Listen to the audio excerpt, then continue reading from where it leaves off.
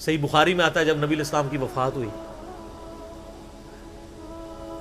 تو حضرت عمر نے تلوار نکال لی کہ میں اس کی گردن کاٹ دوں گا جو کہے گا کہ نبی علیہ السلام فوت ہو گیا۔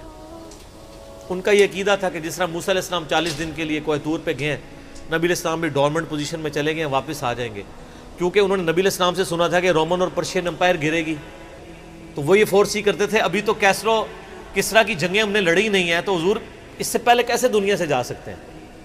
لیکن اللہ نے تو آپ کو پروفٹ بنوانا تھا نا، کہ آپ کے جانے کے بعد فتوحات کروانی تھی، تاکہ پتہ چلے کہ پیچھے اللہ کھڑا ہے۔ اپنی زندگی میں تو بڑے بڑے بادشاہوں نے فتوحات کی ہیں، نبی علیہ السلام کی تو دعوت کا کلائمیکس حضرت ابوبکر اور پھر حضرت عمر عثمان و علی کے دور میں جا کے ہوا ہے، جبکہ عرب قبائل بھی مرتد ہو گئے ہیں، تب بھی اللہ کے پیچھے سپورٹ تھی۔ والذی ارسل رسولہ بالہدی ودین الحق لیظہرہ علی الدین کلہ ولو کرہ المشرکون، اللہ نے اس کو دین کو غالب کرنا تھا۔ تو بخاری کے الفاظ ہیں، حضرت عمر نے کہا میں اس کی گردن اتار دوں گا۔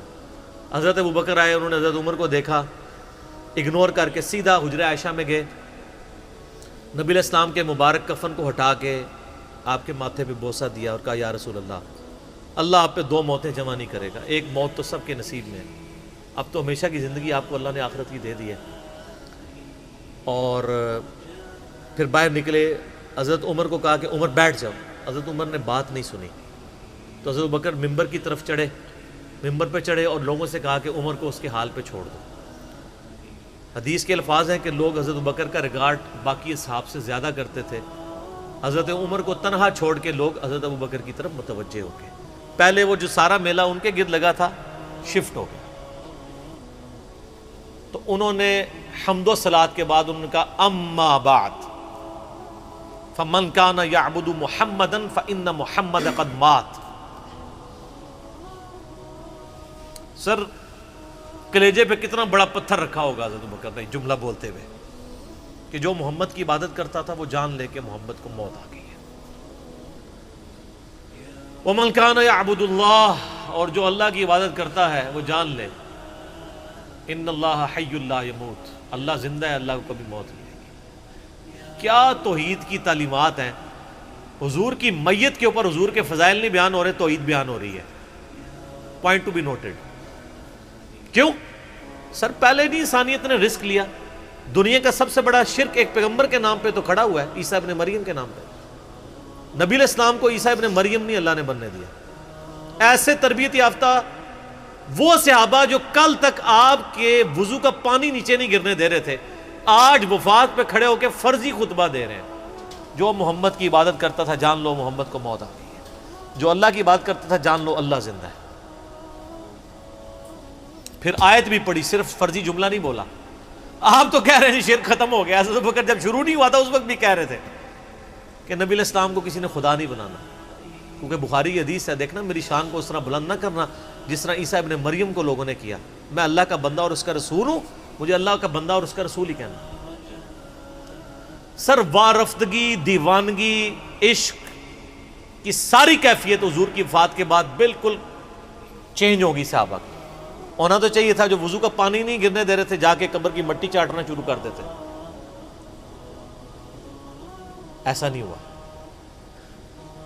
وہ تعلیمات کی باؤنڈریز کو کراس نہیں کرتے تھے۔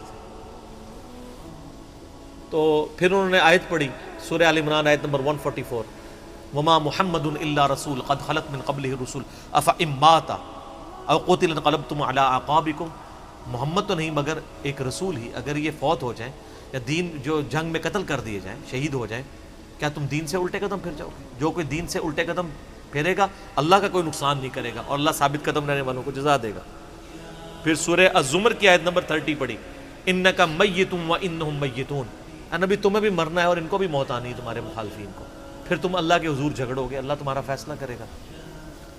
یہ سیدنا ابوبکر کی حضور کی وفات کے وقت استقامت تھی۔ پھر جھگڑا کھڑا ہو گیا حضور کو دفنانا کدھر ہے؟ جامعہ ترمذی میں حدیث ہے، سیدنا ابوبکر کہتے ہیں کہ میں نے نبی علیہ السلام سے یہ بات سنی تھی کہ اللہ اپنے پیغمبر کو وہیں پہ موت دیتا ہے جو اس کے لیے سب سے پسندیدہ جگہ اللہ کے نزدیک ہوتی ہے۔ تو حضور کی جو چارپائی ہے نا اس کے نیچے ان کی قبر کھودو، وہاں پہ اللہ نے ان کو موت دی۔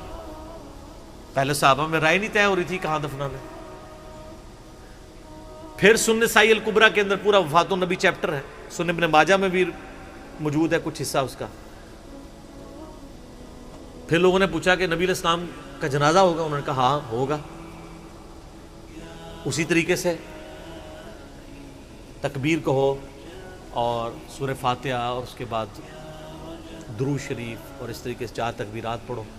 لیکن ایک فرق تھا کہ نبی علیہ السلام کو پروٹوکول صحابہ نے دیا ہے کہ آپ کی جو جنازے کی نماز ہے نا وہ جماعت کے ساتھ نہیں ہوئی۔ صحابہ نے یہ پروٹوکول دیا کہ حضور کی میت کی موجودگی میں بھی کوئی شخص امامت نہ کروائے۔ حجرے میں ایک طرف سے لوگ داخل ہوتے تھے، اکیلے اکیلے جنازہ ادا کرتے تھے، اور ڈیٹیل میں آتا ہے 2-3 دن تک جنازہ ہوتا رہا۔ پہلے یعنی مرد داخل ہوئے، اس کے بعد بچے، غلام، پھر عورتیں، اس طریقے سے سب نے جنازہ پڑھا۔ ظاہر ہے 1 لاکھ سے زیادہ لوگ تھے جنازہ پڑھنے والے۔ اس موقع پہ بھی سیدنا ابوبکر کی آپ استقامت دیکھیں، ورنہ حضرت عمر کتنے سٹرانگ اصحاب کے مالک تھے، ان کی حالت آپ دیکھ لیں۔ جب ضرورت پڑی ان کے مضبوط اصحاب کی تو کولیپس کر گئے۔ ابوبکر ہی کھڑے ہوئے ہیں، تو حضور کو پتا تھا نا میں نے مصلی پہ کسے کھڑا کرنا ہے۔ اور بخاری میں الفاظ ہیں، جب مصلی پہ کھڑا کیا فرمایا ابوبکر کے علاوہ سارے دروازے بند کر دو، صرف ابوبکر کے گھر کا دروازہ جو مسجد کی طرف کھلتا ہے، جو مسجد کا دروازہ ابوبکر کے گھر کی طرف ہے وہ کھلا رکھو، باقی سارے بند کر دو۔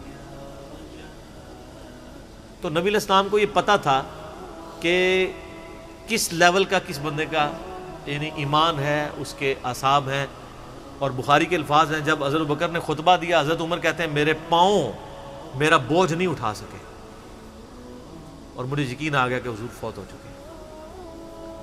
یہاں قرآن و حدیث سن کے کسی کے کان پہ جوں تک نہیں رنگتی، وہاں پہ حضرت ابوبکر کا خطبہ اور آیات سن کے حضرت عمر کہہ رہے ہیں کہ میرے پاؤں میرا بوجھ نہیں اٹھا سکے، کہ یہ تو واقعی تو قرآن کی آیت۔ اور اس میں بخاری مسلم صحیح بخاری میں الفاظ ہیں، کئی دن تک ہم جب بھی صحابہ ایک دوسرے کو ملتے تھے تو یہی آیت سنایا کرتے تھے، وما محمد الا رسول قد خلت من قبلہ الرسل افئن مات او قتل انقلبتم علی اعقابکم، کہ محمد تو نہیں مگر ایک رسول، انہیں بھی تو موت آنی ہے، تاکہ ہمیں یہ یقین آ جائے کہ حضور دنیا سے چلے گئے۔ تو یہ صحابہ کرام علیہم رضوان کی نبی علیہ السلام کے ساتھ عقیدت تھی۔ اور سیدنا ابوبکر آپ کو بالکل صف اول میں نظر آئیں گے، ٹاپ آف دا لسٹ، معاملات کو ہینڈل کرنے میں، چیزوں کو بالکل من و سنت کے مطابق ڈھالنے میں، اور ہر معاملے میں رجوع لانے کے اوپر، اور اہل بیت کے ساتھ کمٹمنٹ کے اوپر، ہر مسئلے میں آپ کو حضرت ابوبکر صدیق کی قربانیاں ٹاپ آف دا لسٹ نظر آئیں گی۔ تو بات کہاں سے کہاں شروع ہوئی، فی البدی میں تو اور گھنٹوں بول سکتا ہوں، مجھے اتنی حدیثیں یاد ہیں یہ فضائل کے اعتبار سے۔ آخر میں اصول برکت کے لیے میں وہ حدیث بیان کروں گا جو میں اکثر بیان کرتا ہوں۔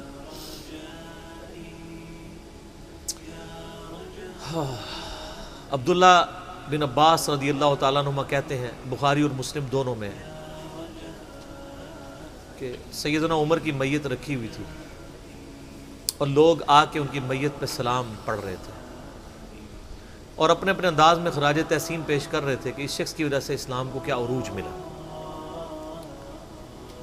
تو کہتے ہیں اتنے میں میں نے محسوس کیا کہ ایک شخص میرے پیچھے آ کے کھڑا ہوا اور اس نے میرے کندھے پہ یوں کونی رکھی، میری پیٹھ اس کی جانب تھی، اس نے کونی میرے کندھے پہ یوں رکھی، اور حضرت عمر کی میت سے مخاطب ہو کے کہنے لگا کہ اے عمر اللہ تجھ پہ رحم فرمائے، تو روئے ارض پہ ان لوگوں میں سے ایک شخص تھا کہ میری بھی خواہش تھی کہ میں ان اعمال کے ساتھ اللہ کے حضور پیش ہوتا، کہ اگر اللہ کے حضور پیش ہونے کے لیے مجھے بہترین اعمال چاہیے تو تیرے اعمال۔ ظاہر ہے جی رومن اور پرشین امپائر گھری ہے، کس لیول کا عروج، کیونکہ میں نے رسول اللہ صلی اللہ علیہ وآلہ وسلم سے بارہا سنا تھا، میں ابو بکر اور عمر داخل ہوئے، میں ابو بکر اور عمر نکلے، میں ابو بکر اور عمر نے یہ کیا، تو مجھے بڑی امید تھی کہ تم اپنے 2 ساتھیوں سے جا ملو گے، یعنی رسول اللہ اور ابو بکر کے ساتھ صلی اللہ علیہ وآلہ وسلم اور رضی اللہ تعالیٰ۔ تو یعنی نبی علیہ السلام کے بعد سیدنا ابو بکر اور پھر حضرت عمر بھی وہیں پہ پہنچ گئے۔ تو مجھے نبی علیہ السلام کے اس فرمان سے لگتا تھا جس طرح آپ اپنی زندگی میں کہتے تھے نا، میں ابو بکر عمر، میں ابو بکر عمر، میں ابو بکر عمر، مجھے پتا تھا تم نے جا کے انہی سے ہی ملنا ہے جا کے، اور دیکھ لیں قبر بھی پھر ساتھ بنی دونوں کی۔